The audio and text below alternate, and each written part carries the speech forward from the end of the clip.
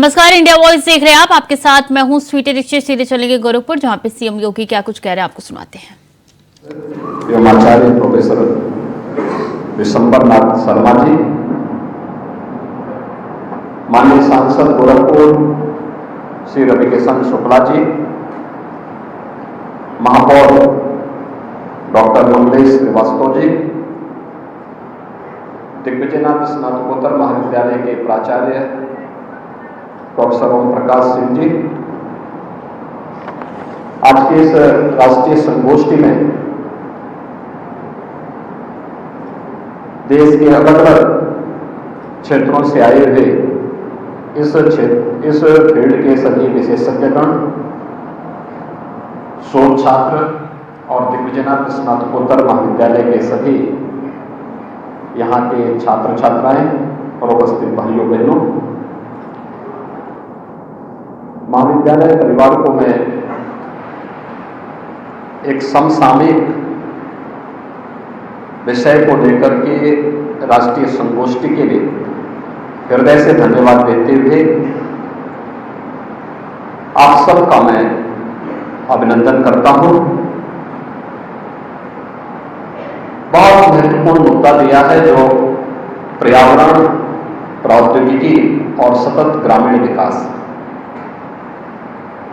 पर्यावरण है क्या? किसको हम पर्यावरण कहते हैं?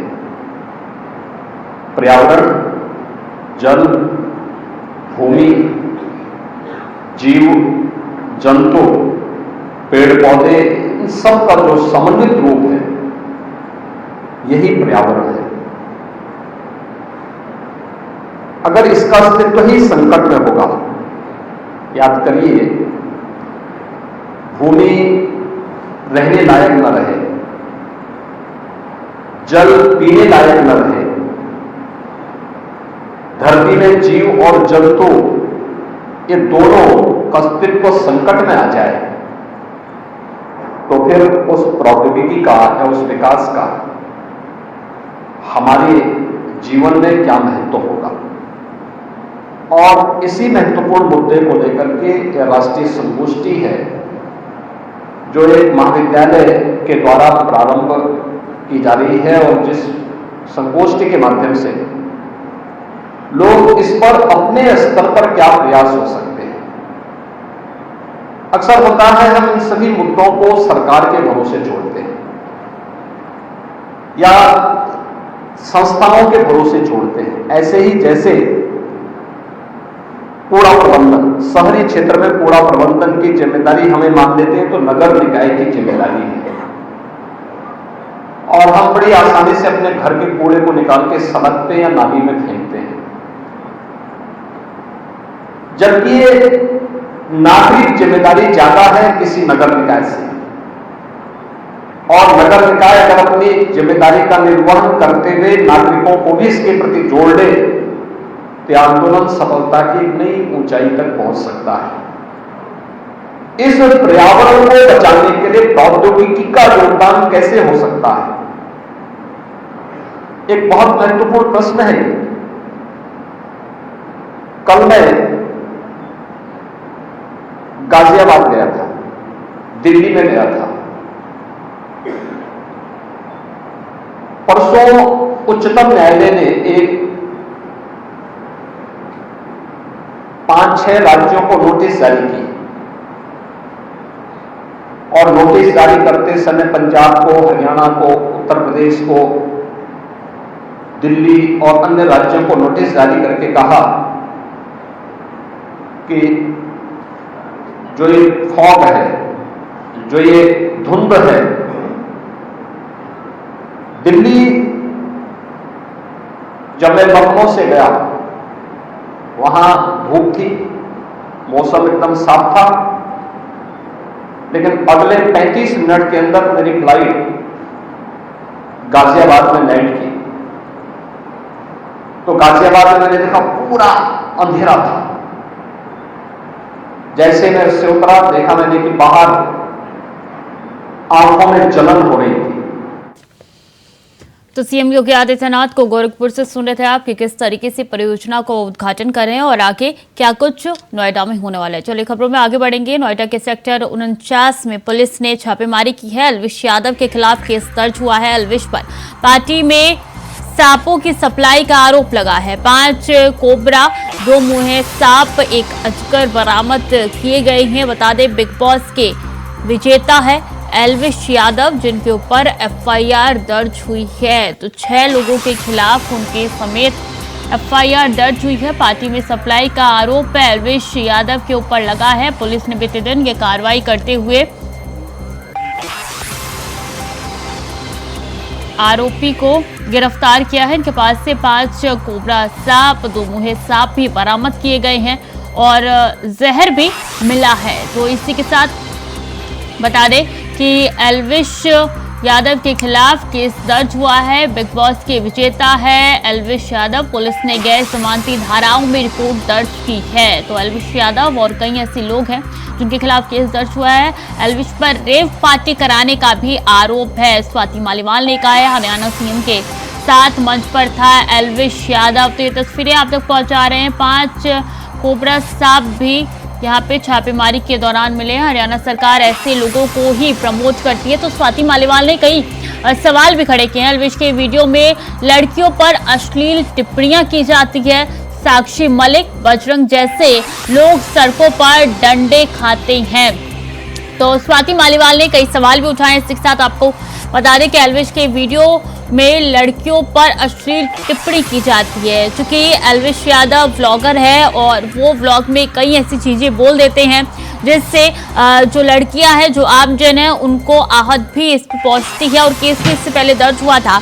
अब देखिए स्वाति मालीवाल ने भी कई आरोप इनके ऊपर लगाए हैं। अलविश यादव के खिलाफ एफआईआर दर्ज हुई है। अलविश पर पार्टी में सांपों की सप्लाई का आरोप लगाया गया है। बता दें कि 5 कोबरा, 2 मुहे सांप, 2 और 1 अजगर बरामद हुआ है।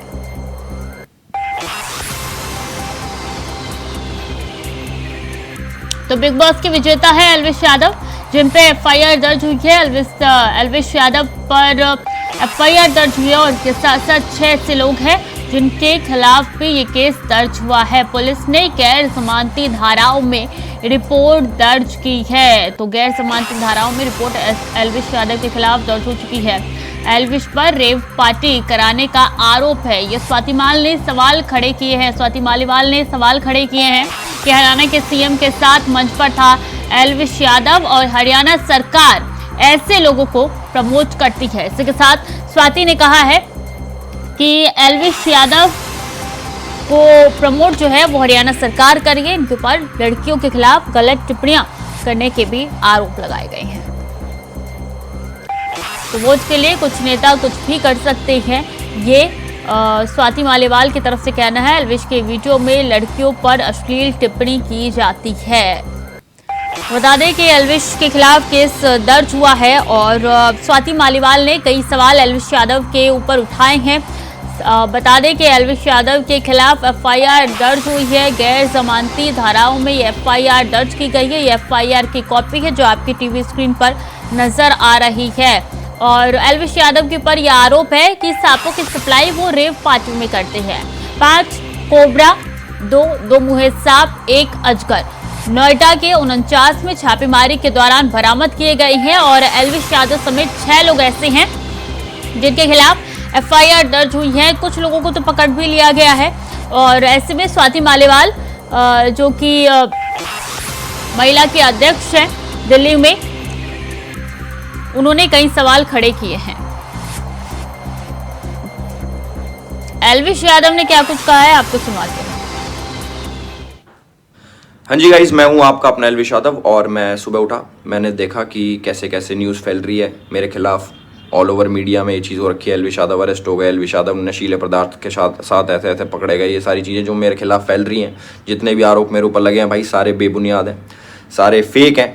1% भी इनमें सच्चाई नहीं है। मैं पूरा सहयोग करने के लिए तैयार हूँ यूपी पुलिस के साथ और मैं रिक्वेस्ट करूँगा यूपी पुलिस को, पूरे प्रशासन को, माननीय मुख्यमंत्री जी योगी आदित्यनाथ जी को, कि मेरी 1% भी 0.1% भी अगर इस चीज़ में इन्वॉल्वमेंट मिल जाती है, मैं सारी जिम्मेदारी लेने को तैयार हूँ। और मीडिया से रिक्वेस्ट है, कृपा करके जब तक आपके पास ठोस सबूत ना हो जाए एलविश यादव अरेस्टेड, जो सारी चीज़ें आप लिख रहे हो, प्लीज़ मेरा नाम ख़राब ना करें। और ये जितने भी इल्ज़ाम लगे इनसे मेरा कोई लेना देना नहीं है, दूर दूर तक 100 मील तक मेरा कोई लेना देना नहीं। अगर ये प्रूव होते हैं तो मैं उसकी जिम्मेदारी लेने के लिए तैयार हूँ। हाँ जी गाइज, मैं तो एलविश यादव को सुन रहे थे आप। एलविश यादव की तरफ से कहा गया है कि मुझे जानकारी मिली कि मैं अरेस्ट हो चुका हूं और इसलिए सफाई देने के लिए वो सामने आए, और उन्होंने कहा कि ये सब सिर्फ अफवाह है। अगर ऐसा हो जाता है कि मेरे खिलाफ कोई भी सबूत, चाहे पुलिस हो, उसको प्राप्त हो जाते हैं तो मैं आपका सहयोग करूंगा, मैं पूरा का पूरा इल्जाम अपने ऊपर ले लूंगा। नितिन चौधरी ज्यादा जानकारी के साथ जुड़ चुके हैं न्यूज रूम से। नितिन, कितनी सच्चाई है इन बातों में?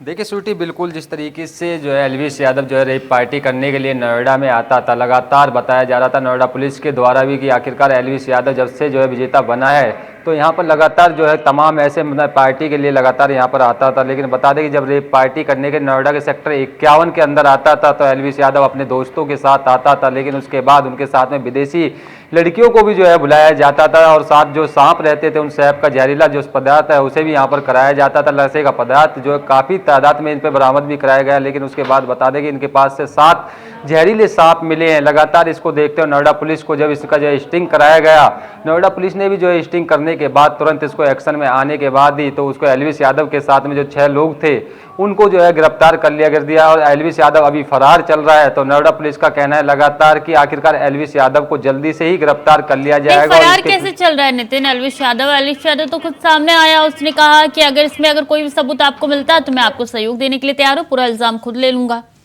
देखिए बिल्कुल जिस तरीके से नोएडा पुलिस के द्वारा ये बड़ी एक भारी मात्रा में जो है उपलब्ध कराए गए थे और साथ ये भी कहा जा रहा है कि एलविश यादव ने अपनी सफाई दी। लगातार एलविश यादव कह रहा है, अभी भी अपनी बाइट दिया एलविश यादव ने, साफ तौर पे वीडियो बना के कहा कि जो भी मेरे साथ में इस तरीके से मेरे को फंसाने का कार्य किया जा रहा है और जिस तरीके से नोएडा पुलिस की मैं जाँच करने के लिए सहयोग करूँगा, लेकिन नोएडा पुलिस उसे बुलाने का प्रयास कर रही है अभी तक भी। तो नोएडा में आखिरकार क्यों नहीं आ रहा? क्योंकि इतने दिन से जब तक रेप पार्टी लगातार कर रही जा रही थी तो उसमें जो नोएडा पुलिस ने स्टिंग कराया, स्टिंग कराने के बाद में जो इनके अंदर से जो है 6 सांप और जो कुछ लोगों को भी जो है गिरफ्तार किया। उसके बाद जब एलविश यादव सामने आए तो एलविश यादव ने साफ तौर पे कहा कि इस तरीके से जो देखा जा रहा है मेरे खिलाफ जो खबरें चल रही हैं पूरी तरीके से गलत है, आखिरकार मैं जांच का सहयोग करूंगा। लेकिन नोएडा पुलिस की तरफ से कहा जा रहा है कि एलविश यादव को फोन भी कराया गया, उसके रिश्तेदारों को फोन भी कराया गया कि आखिरकार अपनी सफाई दें, आके अपने बयानबाजी करें। और जिस तरीके से एलविश यादव जो है वीडियो बना के अपने यूट्यूब पे भेज रहा है। ये बताइए नितिन, जब नोएडा पुलिस छापेमारी के लिए सेक्टर 49 गई तो वहां पे कौन से ऐसे सबूत मिले जिनके आधार पर एलविश के खिलाफ FIR दर्ज की गई है? देखिए बिल्कुल जिस तरीके से नोएडा पुलिस जो है थाना अध्यक्ष जो है वहाँ के वो खुद वहाँ पर गए, यहाँ के DCP हरिचंद है वो खुद यहाँ पर गए, ACP गए, तमाम अधिकारी मौके पे पहुंचे। लेकिन उसके बाद जब एलविश रेप पार्टी चल रही थी सेक्टर 51 के अंदर गेस्ट हाउस के अंदर, तो उसके बाद में उनके पास से जो है कुछ सांप वगैरह भी जो है बरामद कराए गए हैं। जो है पूरी तरीके से बताया जा रहा था कि एलविश यादव जो यूट्यूबर है वहाँ पर जो रेप पार्टी के जो मालिक हैं, उनके गेस्ट हाउस के मालिक हैं, उन्होंने साफ तौर पे एलविश यादव का नाम लिया कि यहाँ पर एलविश यादव आते थे और यहाँ पर जो विदेशी लड़कियों को भी बुलाया जाता था। काफ़ी इनकी मात्रा में जो पदार्थ है, जहरीला पदार्थ है, वो भी बरामद वहाँ पर कराया गया। लगातार इसको देखते हुए नोएडा पुलिस ने उसके पहले भी स्टिंग कराया।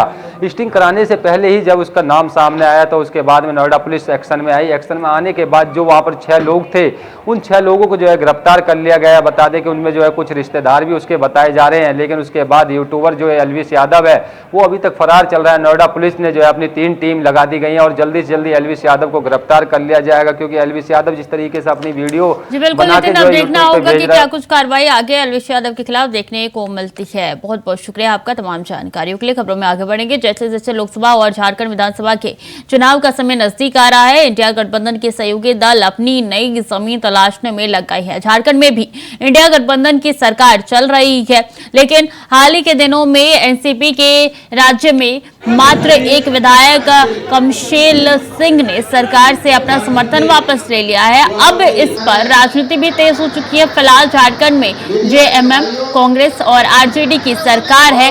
इन्हें एनसीपी के एक विधायक के साथ लेफ्ट के एक विधायक का सरकार को समर्थन है और इधर एनसीपी की तरफ से सरकार से समर्थन लेने के बाद RJD के कार्यकर्ताओं ने भी नाराजगी दिखाई दी है।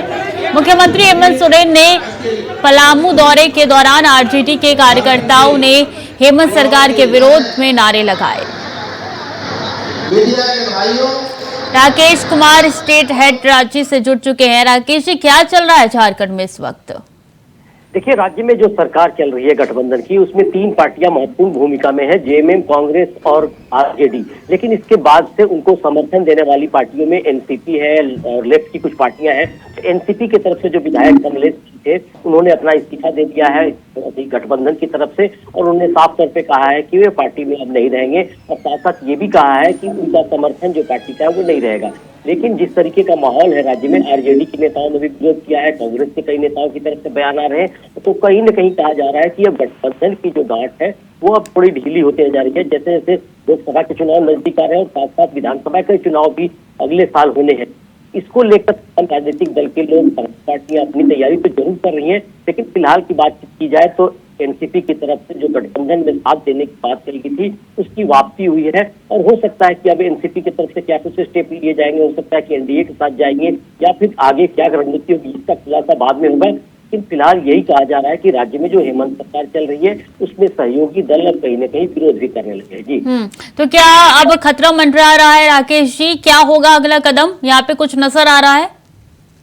फिलहाल जो संख्या बल है राज्य में, जो सरकार बनाने के जो आंकड़े हैं, वो बहुमत की ओर हेमंत सोरेन के पास ही है, और 41 विधायकों की जरूरत होती है सरकार बनाने में। उनके पास अभी 48 विधायक ऑलरेडी मौजूद हैं 3 पार्टियों के गठबंधन के बाद से। तो कहीं ना कहीं सरकार पे तो कोई खतरा महसूस नहीं हो रहा है, लेकिन आने वाले समय में जब चुनाव करीब आएंगे या तो बड़ी चुनौती खड़ी हो जाएंगी उनके सामने, तब देखना होगा कैसे निपटते हैं। बहुत बहुत शुक्रिया आपका तमाम जानकारियों के लिए राकेश जी। तो देखिए, यहाँ पे झारखंड में अब अलग ही माथापच्ची चल रही है। वक्त तो चला छोटे से ब्रेक का, चल लौट रहे हैं।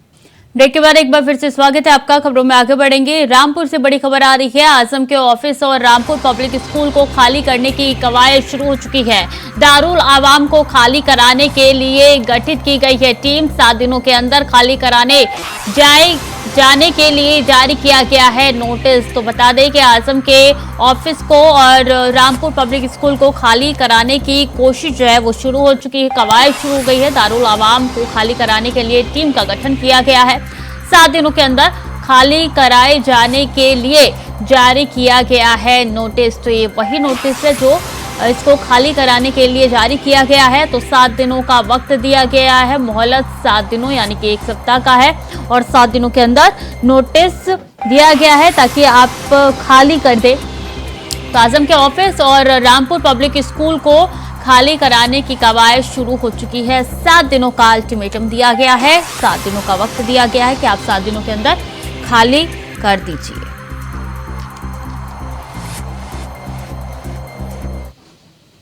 और संभल में पेयजल योजना के लिए रखी पाइपलाइन में भीषण आग लग गई, जिसका वीडियो वायरल हो रहा है। अग्निकांड की घटना रजपुरा थाने के कस्बे की है, जहां पेयजल योजना को रखी पाइपलाइन में भीषण आग लग गई। प्लास्टिक पाइपलाइन में लगी भीषण आग से ऊंची ऊंची लपटें और काले धुएं उठने लगे। सूचना पर स्थानीय पुलिस मौके पर पहुंची। दमकल की भी गाड़ी मौके पर मौजूद है। आग पर काबू पा लिया गया है। अग्निकांड में मौके पर रखी करीब आधी पाइपलाइन जलकर खाक हो गई है, और आग से लाखों रुपए की संपत्ति का भी नुकसान हुआ है। तस्वीर आप तक पहुंचा रहे हैं कि किस तरीके से भयंकर आग लगी है, तस्वीरों में साफ तौर पे दिखाई दे रहा है।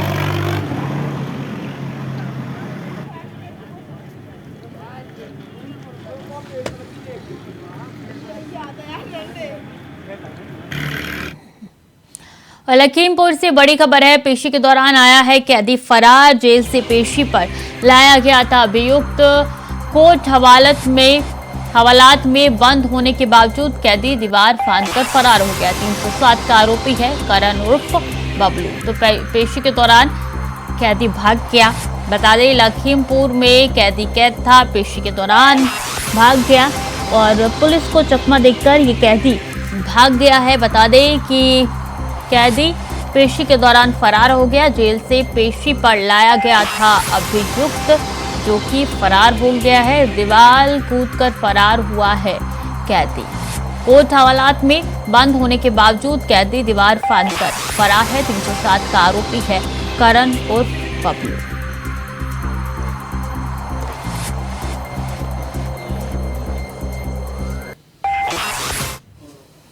और जल जीवन मिशन के तहत हर घर जल पहुंचाने का काम किया जा रहा है। इस योजना के तहत बुलंदशहर के लोगों को भी लाभ मिल रहा है। ये रिपोर्ट देखिए। उत्तर प्रदेश सरकार के द्वारा हर घर जल योजना के तहत घर घर में पेयजल की व्यवस्था की जा रही है। वहीं उत्तर प्रदेश के बुलंदशहर में भी गांव-गांव में भी सरकार द्वारा शुद्ध पेयजल की व्यवस्था करवाई जा रही है। गांव में टैंकी लगवाकर लोगों को पेयजल का लाभ दिया जा रहा है। बुलंदशहर के नथेला हसनपुर गांव की बात करें तो ग्रामीणों के लिए सरकार द्वारा पेयजल की व्यवस्था कराई जा रही है। गांव में टैंकी लगवाकर घर घर कनेक्शन करवा दिया गया है। वहीं नगर के चांदपुर इलाके में घर घर पेयजल योजना के तहत टैंकी लगवाई गई है, जिससे स्थानीय लोगों को काफी लाभ मिल रहा है। सरकार की जो योजना है मेरे हिसाब से तो सभी के हिसाब से सही है और पानी जो आता है स्वच्छ आता है, अच्छा क्लियर आता है, पीने लायक भी पानी है। सरकार की योजना मेरे हिसाब से अच्छी है। हम बहुत परेशान थे, अब सही है, नहाना धोना सब कर रहे हैं। टंकी से टंकी लग गई है टंकी। आप सब खुश हैं? अब खुश हैं। हाँ, पानी सही आ रहा हो टंकी में। नल से ही करे भैया, क्या करते नल दोबारा ही करे। पानी अब तो लत्ता भी है, सब सब्जी रोटी भी सब बना में यही सब। सरकार की इस महत्वाकांक्षी योजना को लेकर बुलंदशहर की न सिर्फ आवाम खुश है, बल्कि ग्राम प्रधान और सभासद भी इस योजना के फायदे गिनवा रहे हैं। बहुत अच्छी योजना है सरकार की। पहले नल से पानी खींचना, नल उतर जाना, पानी की कमी होना, ये सरकार ने जो पहल की है ये बहुत अच्छी पहल है। जिस दिन से टंकी लगी है हमने तो अपना नल ही बंद कर दिया है।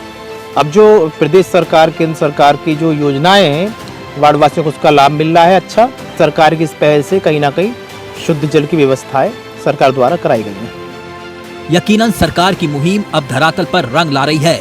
बुलंदशहर जैसे जिलों में लोगों की प्यास बुझ रही है। Bureau report, India voice. तो फिलहाल के लिए बुलेटिन में इतना ही। खबरें लगातार जारी है, देखते रहिए इंडिया वॉइस।